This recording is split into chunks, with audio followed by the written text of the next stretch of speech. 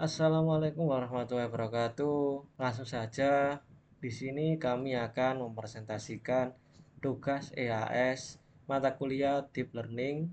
Tugas EAS kami berjudul Pengembangan Sistem Analisis Sentimen Ulasan Hotel berbasis Deep Learning. Berikut adalah nama anggota kelompok kami. Di sini saya akan menjelaskan mengenai yang dimana konteksnya yaitu platform OTA atau Online Travel Agent menghasilkan ulasan dalam jumlah besar dan terus bertambah. Ulasannya mengandung informasi penting terkait dengan fasilitas, layanan, dan lokasi.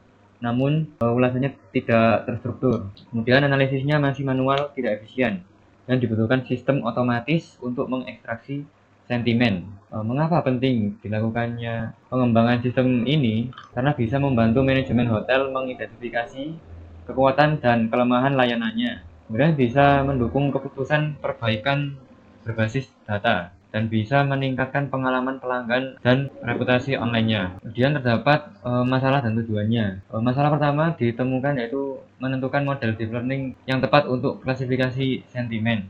Kemudian mengatasi tantangan bahasa dari struktur, ambiguitas, dan sentimen campuran. Kemudian menguji pengaruh pemilihan fitur dan pra pemrosesan. Dan yang masalah terakhir mengevaluasi kinerja sistem untuk dukungan keputusan manajemen hotel.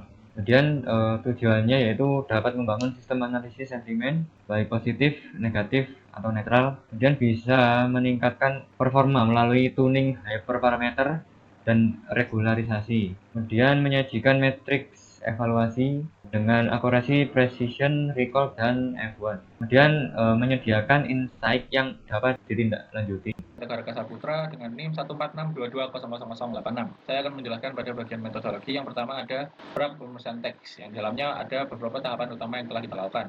Jadi yang pertama ada raw text, yang data teks asli, kemudian di cleaning untuk menghapus URL, hashtag, mention, ataupun simbol yang tidak dibutuhkan. Selanjutnya ada tahapan case folding untuk merubah huruf dalam teks asli itu menjadi lowercase ataupun huruf kecil. Selanjutnya ada tokenization and padding. Jadi di tahap ini itu teks yang telah dibersihkan dipecah menjadi unit-unit yang lebih kecil berupa kata atau token. Nah, karena setiap ulasan itu panjang kalimatnya beda, jadi dilakukan proses padding untuk menyamakan panjang sekuensnya. Dan selanjutnya ada tahapan stopper removal, ini itu untuk menghapus kata-kata umum yang sering muncul tapi nggak punya makna sentimen yang signifikan kayak dan, yang, ataupun kata di. Nah, selanjutnya ada lemmatization untuk mengubah kata menjadi bentuk dasarnya, misal kata pelayan menjadi layan, dan lainnya. Selanjutnya ada tahapan embedding yang merupakan proses mengubah token teks menjadi representasi numerik dalam bentuk vektor. Ya, selanjutnya ada tahapan model. Jadi vektor embedding yang sudah dihasilkan sebelumnya itu menjadi input bagi model nantinya. Jadi model ini itu bertugas untuk mempelajari pola-pola dalam data teks yang berkaitan dengan sentimen melalui proses pelatihan. Nah, yang terakhir itu merupakan tahap prediksi sentimen yang dimana model menghasilkan output berupa probabilitas untuk setiap kelas sentimen.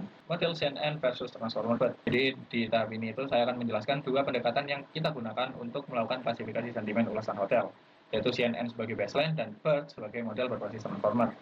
Jadi yang pertama itu ada CNN, yang kiri ini adalah CNN. Jadi model CNN itu bekerja dengan menangkap pola lokal dalam teks, ya, seperti frasa pendek ataupun n-gram melalui filter konvolusi. Jadi alur prosesannya mulai dari embedding, convolution, pooling, dan softmax. Nah, kenapa CNN ini dipilih?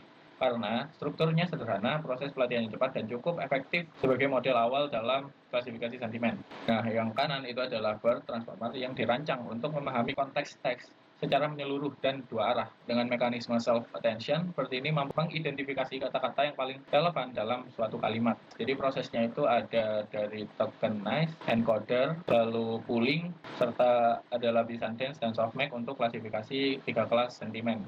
Dan yang terakhir ini bagian training split data dan tuning hyperparameter. Saya akan menjelaskan strategi pelatihan model serta proses optimasi parameter agar diperoleh performa terbaik.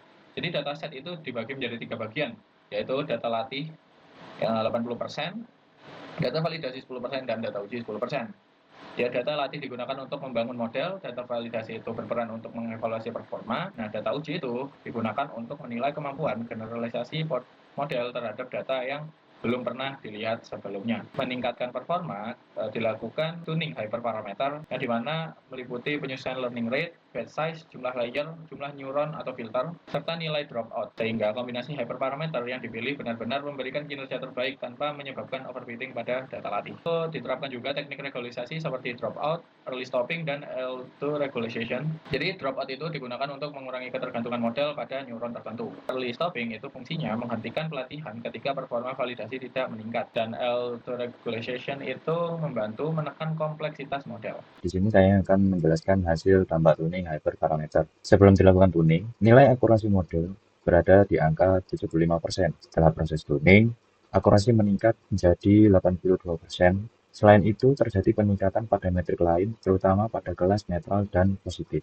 Evans score untuk kelas netral naik dari 76% menjadi 81%, dan precision pada kelas positif naik dari 74% menjadi 81%. Hal ini menunjukkan bahwa tuning tidak hanya meningkatkan akurasi secara keseluruhan, tetapi juga memperbaiki kualitas prediksi per kelas. Pada tabel di sebelahnya, perbandingan metrik dapat dilihat bahwa precision, recall, dan advance score pada hampir semua kelas mengalami peningkatan. Peningkatan paling signifikan terjadi pada kelas positif dan netral, sementara kelas negatif juga ikut membaik meskipun peningkatannya tidak sebesar dua kelas lainnya.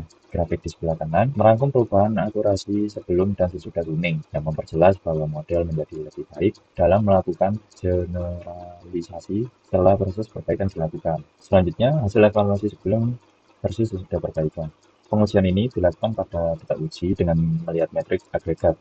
Hasil evaluasi menunjukkan bahwa akurasi meningkat dari 0,729 menjadi 0,792. F1 weight-nya juga meningkat cukup signifikan dari 0,615 menjadi 0,801. Peningkatan yang paling menonjol terdapat pada precision makro yang naik dari 0,243 menjadi 0,662. Peningkatan pada makrometris ini menunjukkan bahwa model menjadi lebih seimbang dalam memprediksi antar kelas dan tidak lagi terlalu bias pada satu kelas saja. Secara keseluruhan, hasil ini mengindikasikan bahwa perbaikan yang dilakukan meningkatkan stabilitas kinerja model pada seluruh kelas. Di sini ada analisis kesalahan, confusion matrix. Pada bagian ini, sebelum perbaikan, distribusi prediksi cenderung terkonsentrasi pada satu kelas. Hal ini menunjukkan adanya ketidakseimbangan, di mana model lebih sering memprediksi satu kelas tertentu dibanding kelas lainnya. Setelah dilakukan perbaikan, pola prediksi menjadi lebih tersebar ke seluruh kelas. Jumlah prediksi benar meningkat, dan kesalahan terutama pada kelas netral mulai berkurang. Disimpulkan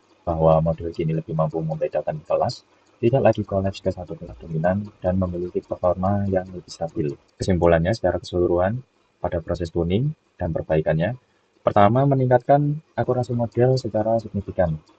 Kedua, memperbaiki performa per kelas, terutama kelas netral dan positif. Ketiga, membuat model menjadi lebih seimbang dan tidak bias terhadap satu kelas tertentu. Selanjutnya kita beralih ke diskusi yang berisi pembelajaran, limitasi, dan pekerjaan lanjutan. Pertama, terkait pembelajaran utama, dari seluruh rangkaian eksperimen, kami menemukan bahwa tuning hyperparameter memberikan dampak yang signifikan dan konsisten terhadap peningkatan performa model. Penyesuaian learning rate, batch size, dropout, serta regularisasi terbukti mampu meningkatkan akurasi dan F1 score pada hampir semua kelas sentimen. Selain itu, proses perbaikan model setelah evaluasi awal juga berkontribusi pada stabilitas prediksi, terutama dalam mengurangi bias terhadap kelas tertentu. Analisis confusion metric menjadi alat penting untuk memahami pola kesalahan model, khususnya pada kelas netral yang cenderung ambigu. Dari sini kami belajar bahwa evaluasi tidak cukup hanya melihat satu metrik, tetapi harus dianalisis secara menyeluruh. Yang kedua, terkait limitasi penelitian. Meskipun performa model meningkat, masih terdapat beberapa keterbatasan, berpotensi mengalami overfitting pada epok lanjut apabila tidak dikontrol dengan baik. Selain itu, distribusi kelas yang tidak seimbang serta sifat sentimen netral yang sering ambigu menyulitkan proses klasifikasi. Beberapa ulasan juga mengandung sentimen campuran dalam satu teks, sehingga pendekatan klasifikasi dokumen tunggal belum sepenuhnya mampu menangkap kompleksitas tersebut. Ketiga, terkait pekerjaan lanjutan, ke depan, pengembangan dapat difokuskan pada penerapan kelas weighting, resampling, atau augmentasi teks untuk mengatasi ketidakseimbangan data. Selain itu, penggunaan model bahasa Indonesia khusus seperti fine-tuning Indofert diharapkan mampu meningkatkan pemahaman konteks lokal. Pendekatan aspek based sentimen analisis juga menjadi arah yang menjanjikan, disertai dengan metode explainability agar hasil model lebih mudah diinterpretasikan. Terakhir, sistem dapat dikembangkan ke tahap development dengan monitoring performa dan deteksi data drift secara berkelanjutan. Demikian diskusi dari proyek ini. Terima kasih. Wassalamualaikum warahmatullahi wabarakatuh.